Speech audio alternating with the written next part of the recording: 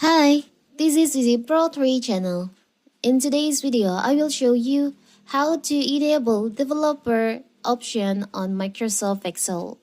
Before you get started, don't forget to subscribe and turn on the notification to keep you updated about this channel. So, let's go. The Developer tab in Microsoft Office enables users to access the powerful Visual Basic and Macro tools as well as Spreadsheet from and ActiveX controls. Many of the examples for integrating our product with Microsoft Office application require accessing the VBA project. And what if you want to enable this developer option feature? It's so simple. As you can see on my Microsoft Excel, there's no developer option yet on the toolbar here on the ribbon.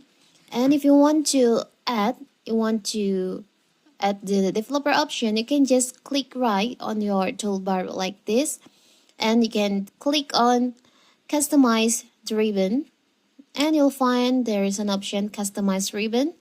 On the main tab section, there is an option developer. Here you can just checklist on the blank here.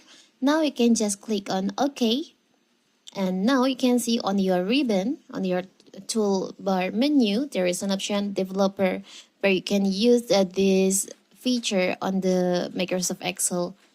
It's so simple, right?